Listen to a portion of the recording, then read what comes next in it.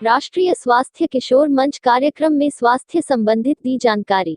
पसगवां खीरी संवाददाता सुखदेव भार्गव।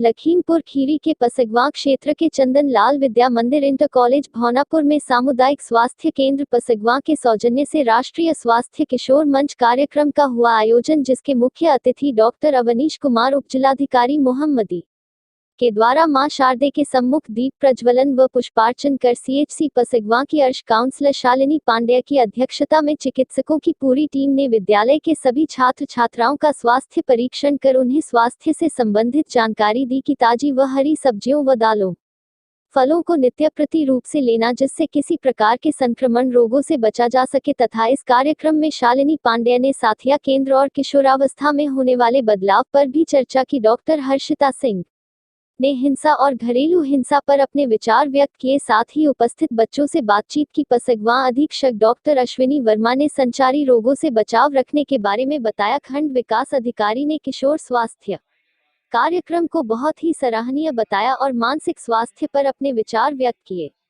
इसी क्रम में उप जिला अधिकारी मोहम्मदी डॉक्टर अवनीश कुमार ने किशोरावस्था में होने वाले शारीरिक मानसिक भावात्मक परिवर्तन के समय घबराने की जगह सही व्यक्ति से सलाह लेने के लिए बताया और पर्यावरण पर भी विस्तृत जानकारी बच्चों को दी। पेड़ लगाए और पल्ली न जलाने को बताया। शिक्षक व वरिष्ठ कवि श्रीकांत सिंह ने अपने विचारों को कुछ ऐसे व्यक्त किए। किशोर स्वास्थ्य मंच के आयोजन में 4 चांद ही लगा दिए। प्रतियोगिताओं का आयोजन भी हुआ, जैसे चित्रकला प्रतियोगिता, रंगोली प्रतियोगिता, भाषण प्रतियोगिता आदि भी संपन्न हुई तथा प्रतियोगिता में प्रथम, द्वितीय, तृतीय स्थान प्राप्त करने वाले बच्चों को अतिथियों ने मेडल प्रमाण पत्र देकर पुरस्कृत किया। कार्यक्रम में पसगवां सीडीपीओ सूरजकली मौजूद रही। कार्यक्रम में कई प्रतियोगिताओं का आयोजन हुआ। चित्रकला प्रतियोगिता, रंगोली आदि भी संपन्न हुई। प्रतियोगिता में प्रथम, द्वितीय, तृतीय स्थान प्राप्त करने वाले को अतिथियों ने मेडल प्रमाण पत्र देकर उन्हें पुरस्कृत किया।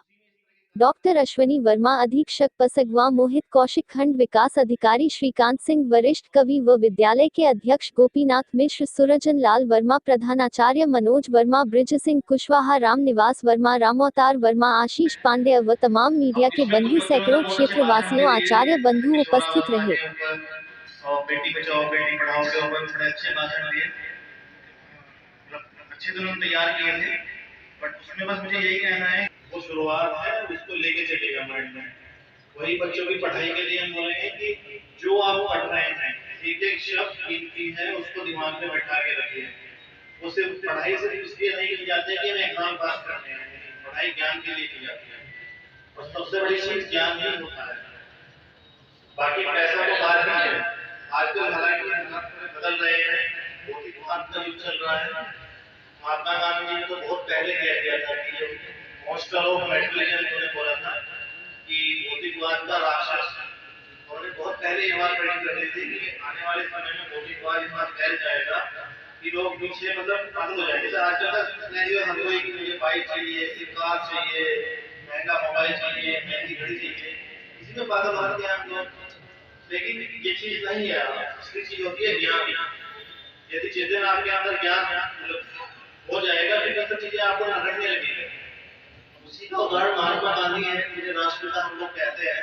कहने को तो क्या नहीं कर सकते थे, लेकिन देखिए संत का जीवन बिताते थे वो, एक तो धोती पहन के घूमते थे, उसी में वो लोग खुश रहते थे। लेकिन ज्ञान की बात में तो उनसे बड़ा ज्ञान बताइए, पूरे विश्व में वही एक हस्ती ऐसी है जिसकी हर विश्व में प्रतिभा है, विश्व के हर देश में प्रतिभा है। कितनी बड़ी बात है। तो उन्हीं से ये चीज सीखिए कि बड़ी चीज ज्ञान है, भौतिकता नहीं है। ज्ञान के पीछे भागिए, पैसे के पीछे मत भागिए। और पढ़ाई इसलिए कीजिए कि हमें शिक्षा पानी है, ज्ञान पाना है, इसलिए नहीं कि मुझे पैसे कमाने हैं। पैसे तो अपने आप आ जाएगा यदि ज्ञान होगा, कोई सर पैसे की जरूरत न पड़े। और खाने भर का हर आदमी कमाई लेता है, तो बड़ी चीज ज्ञान होती है। हर तरीके की बातें आपने बताई, डॉक्टर हर्षिता ने आप लोगों को बताया महिलाओं के बारे में, महिला अफसर वगैरह होती है, उनकी जानकारी होनी थी। बस मैं उसमें यही ऐड करूंगा कि ऐसी समस्या ही ना आए। आप ऐसा रहेगा अपना व्यक्तित्व और अपना जीवन ऐसा बनाइए कि समस्या उत्पन्न ही ना हो। तो उसकी राह बस यही है, अच्छा जीवन बिताइए, अच्छी गाइड लीजिए, संतुलित आहार में जैसे फोकस है, संतुलित आहार लीजिए, जिससे आपका शरीर और मस्तिष्क बिल्कुल स्वस्थ रहे। तीसरा बिंदु जो बेटी बचाओ बेटी पढ़ाओ वाला मतलब है, तो ये तो हम देख ही रहे हैं महिलाओं की वोट कितनी है हमारे देश में। तो महिला प्रधानमंत्री भी रही है, अंतरिक्ष में महिलाएं जा चुकी हैं। कल्पना चावला के बारे में सब लोग सुने होंगे कि महिलाएं अंतरिक्ष में गई हैं। तो ऐसा कोई कार्य नहीं है जो महिलाएं ना कर सकें। इवन महिलाएं हमसे ज्यादा है। अब आजकल ये देखिए जो महिलाएं काम करती हैं, अगर जॉब भी कर रही है वो घर का काम भी करती है। किसी आदमी से घर का काम करके दिखाओ, करके दिखा देगा वो। तो महिलाएं जो पुरुषों से आगे से एक करो, वो दोनों काम करने में सक्षम है, नौकरी भी और घर का काम भी। तो महिलाओं को उनका ड्यू मिलना चाहिए। हमें भी मतलब पुरुषों को ये देखना चाहिए कि महिलाओं के साथ कंधे से कंधे मिला के चले। और इस चीज का तो अभी ये भी है कि जो विधेयक आया है सब लोगों ने देखा होगा संसद में, अभी महिलाओं को इसलिए आरक्षण ले जा रहा है कि संसद में महिलाओं की संख्या बढ़े। तो हमें भी महिलाओं में ऐसा करना चाहिए। हालांकि कुछ एरिया में कुछ जो रिमोट एरिया में अभी भी महिलाओं को बराबर का दर्जा नहीं दिया जाता, लेकिन आप लोग जो यंग जनरेशन है, बच्चे नए आ रहे हैं, महिलाओं को बराबर का दर्जा दीजिए। ठीक है, चीज इंश्योर कीजिए कि वो हमारे बराबर है, बल्कि हमसे ज्यादा आगे। ठीक है, तो सब लोग करेंगे ये सब सारे बच्चे। ठीक है, चलिए इसके बाद एक विराम करता हूँ। धन्यवाद।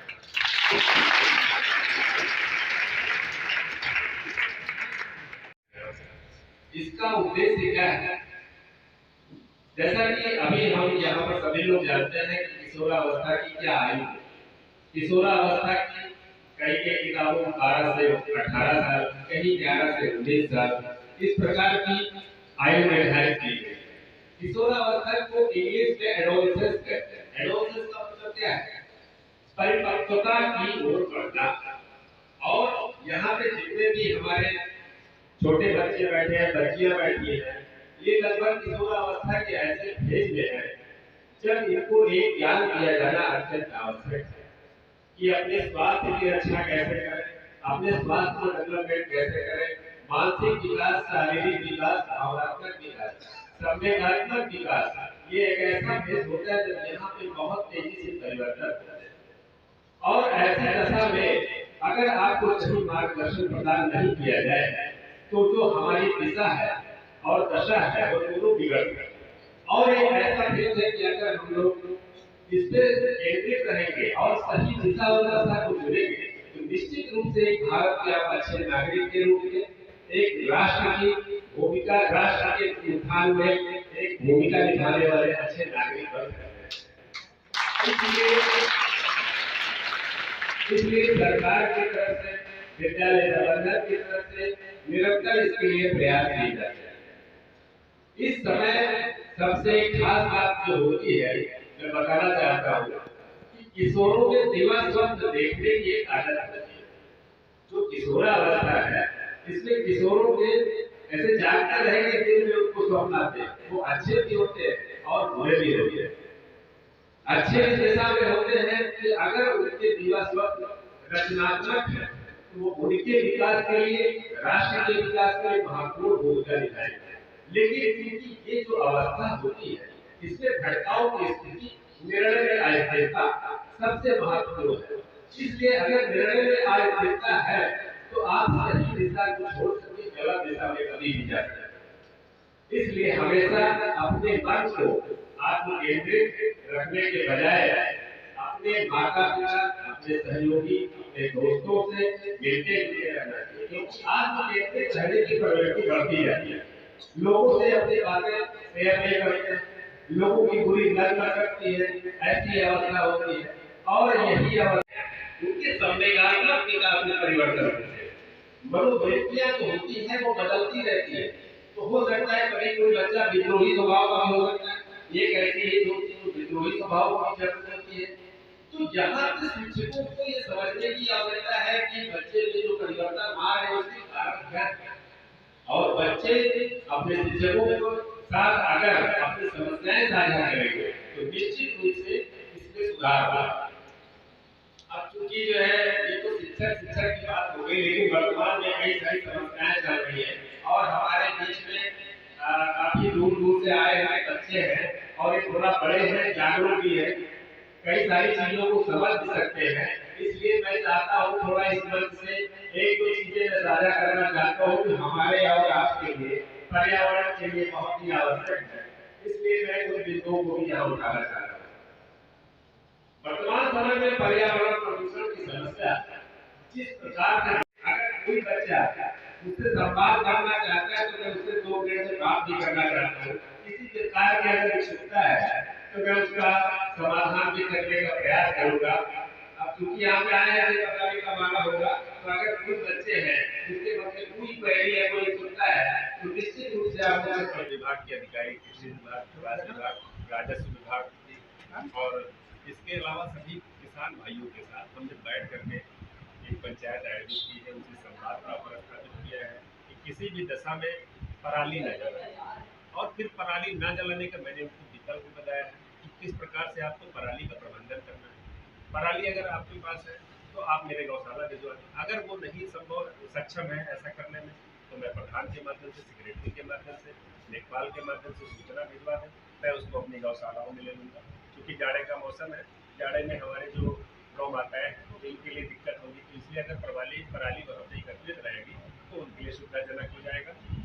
और उनके चारे में भी हम इसको यूज कर सकते हैं। वो सीजन रहता है उसमें थोड़ा हरा चारा की समस्या हो जाती है ठंडी में, तो अगर थोड़ा भाग इसका चारे के साथ मिला दिया जाएगा तो इसका भी यूज कर लिया जाएगा। लगातार हमारी पूरी ग्राम पंचायत के स्तर पे हमने एक टीम बनाई है, अगस्त में मैंने बनाई है, एक टीम बना दी है, सारे लेखपाल, वो लोग प्रधान के साथ मिल करके, वहाँ के सेक्रेटरी के साथ मिल करके और वहाँ के जो अन्य संक्रांत व्यक्ति हैं, जो बड़े बड़े किसान हैं, जो छोटे किसान हैं, और इसके अलावा जिन लोगों के पास कंबाइन मशीनें हैं उनके साथ बैठ करके एक सूक्ष्म स्तर पे एक बैठक करें, उनको पराली जलाने के नुकसान, पर्यावरण में होने वाले नुकसान के विषय में अवगत कराएं। और उनकी बैठकें लगातार मेरी तहसील में की जा रही है। अभी तक लगभग 26 बैठकें हो चुकी हैं और मेरा जो पूरा लक्ष्य है कि मैं अपनी सभी ग्राम पंचायतों में बैठकों का आयोजन करूँगा। और यहाँ पे नायब तहसीलदार को भी मैंने और तहसीलदार को भी निर्देशित किया है कि कम से कम 5-5 बैठकों में जहाँ पे ज़्यादा संवेदनशील एरिया है वहाँ पे आप भी मतदान करें। और लगातार इस पे काम चल रहा है। एक क्वेश्चन हो रहा है सर, इससे लगातार अभी पेड़ कटान इस संबंध में जैसे सरकारी तालाब पे खड़े पेड़ काट रही है, कई बार सूचना दी गई लेकिन कोई कार्रवाई नहीं। नहीं, पेड़ कटान की जब भी मेरे पास सूचना आती है तो मैंने वन विभाग वालों को तुरंत फोन से उनको सूचित किया है और मेरे पास इस तरह की कोई लिखित शिकायत संज्ञान में आई नहीं है। और यदि आती है तो मैं जिनके भी द्वारा ये कार्रवाई